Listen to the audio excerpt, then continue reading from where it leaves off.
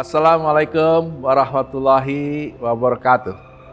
Saya Anton Apriantono, saat ini menjadi dosen tidak tetap di program studi ilmu dan teknologi pangan Universitas Bakri sejak tahun 2012, sekaligus juga saya anggota Dewan Penyantun di Universitas Bakri, Jakarta. Sebelumnya saya dosen IPB dari tahun 1982 sampai tahun 2010 dan pernah menjabat menjadi Menteri Pertanian di era KIB 1 tahun 2004 sampai 2009. Pengalaman saya cukup banyak, termasuk juga menjadi konsultan dan komisaris di berbagai perusahaan.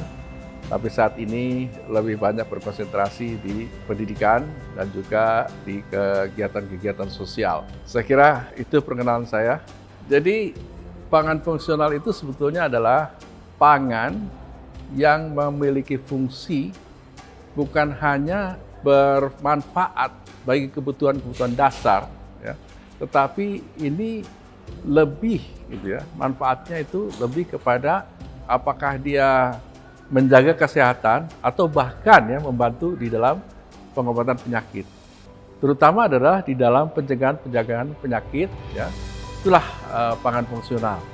Jadi bisa dikatakan secara sederhana pangan yang punya fungsi lebih, terutama adalah fungsinya di dalam kesehatan manusia. Ya, benar sekali bahwa apa yang kita makan itu akan mempengaruhi, ya, kondisi tubuh kita.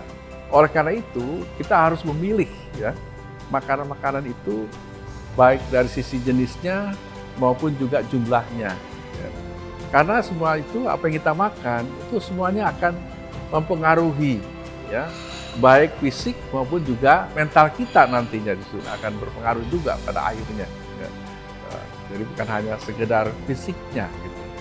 Karena kalau misalnya ada ketidakseimbangan di dalam tubuh kita, ya, itu juga nantinya akan mempengaruhi, ya, kemampuan dalam berpikir. Ya. Atau ada kekurangan sesuatu, ya, itu juga sama nantinya akan juga mempengaruhi. Bahkan sekarang ini ada makanan-makanan yang ditengarai, gitu ya, bisa menyebabkan autis misalnya. Nah, karena itu penting sekali kita memilih makanan, ya, harus makanan-makanan yang sehat dan juga memiliki fungsi, ya, di dalam tubuh kita untuk membuat tubuh kita selalu sehat.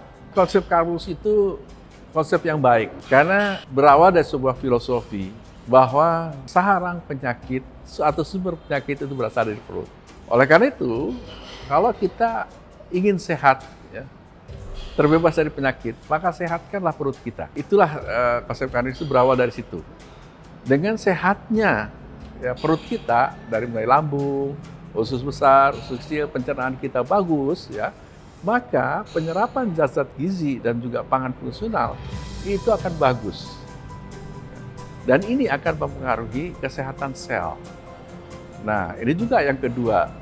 Jadi penyembuhan penyakit, ya, atau juga kesehatan itu berawal dari sel, gitu. Berawal dari sel yang sehat. Gitu. Di mana di dalam sel juga ada DNA, ya. Nah, DNA itu yang mengatur tubuh kita. Oleh karena itu, kalau selnya sehat, maka DNA pun akan bisa bekerja dengan baik, sehingga bisa mengatasi misalnya penyakit-penyakit yang ada. Kemudian di dalam konsep Karpus ini sangat penting mengkonsumsi pangan fungsional. Karena memang tadi syarat untuk supaya pencernaan kita sehat, selnya sehat, maka kita harus mengkonsumsi di samping kebutuhan-kebutuhan dasar juga adalah kebutuhan pangan fungsional. Ya. Kebutuhan pangan dasar seperti karbohidrat, protein, lemak, ya, juga adalah pangan fungsional yang mempunyai fungsi tertentu, ya, khususnya di dalam kesehatan, ya, dan juga pencegahan penyakit dan juga di dalam membantu di dalam penyembuhan penyakit. Saya mengenal konsep Karpus ini sebenarnya sudah cukup lama, ya, karena saya berteman baik dengan pencetus konsep ini. Dari mulai awal itu sudah kita banyak berdiskusi dan saya memahami betul ini suatu konsep yang baik dan sesuai juga dengan pengetahuan ilmiah saya yang dalam di bidang pangan, ya. Karena bidang saya secara umum adalah ilmu pangan. Ini juga berkaitan dengan pangan-pangan fungsional yang ada di sekitar kita, yang menjadi bahan pangan lokal. Gitu. Sehingga bahan pangan lokal itu sebetulnya sangat bermanfaat, gitu. Ya, banyak mengandung antioksidan, kemudian juga banyak mengandung serat, ya, banyak juga mengandung resistant starch, gitu ya.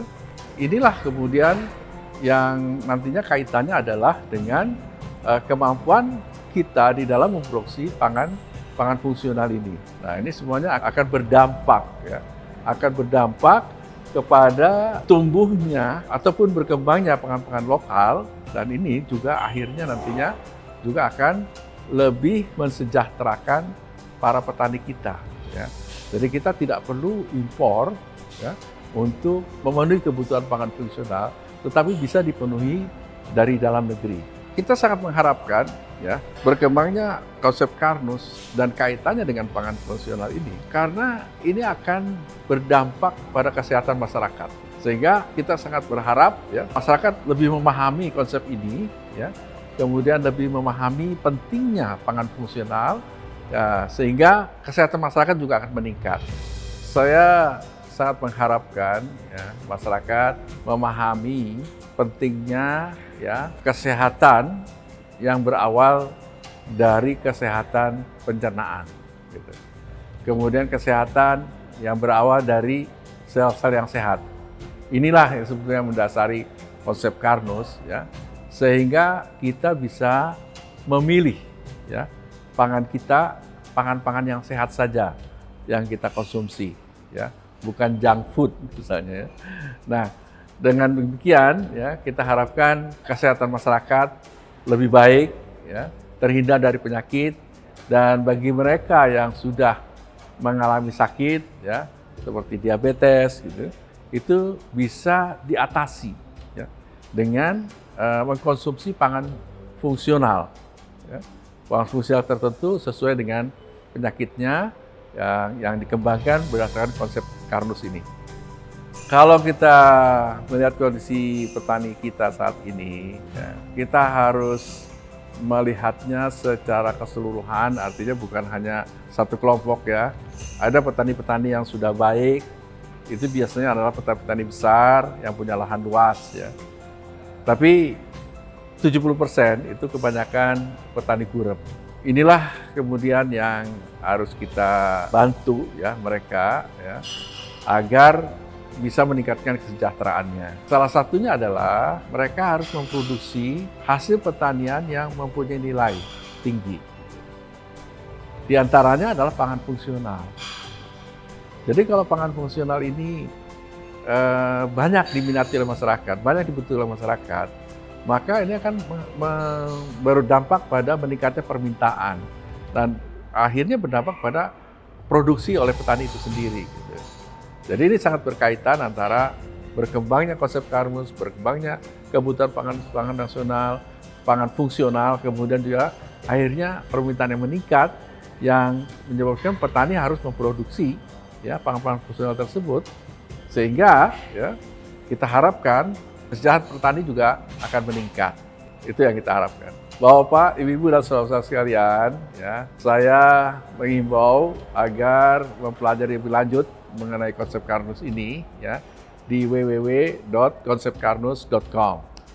Selain itu, saya juga menghimbau agar mempelajari lebih lanjut, ya, mengenai zat gizi, kemudian pangan fungsional, dan hubungannya dengan kesehatan, ya, agar kita punya pengetahuan supaya itu kita terapkan untuk memperbaiki kesehatan kita, ya, mencegah penyakit, dan juga tentunya bisa mengatasi berbagai penyakit. Saya kira itu saja pertemuan kita kali ini, ya.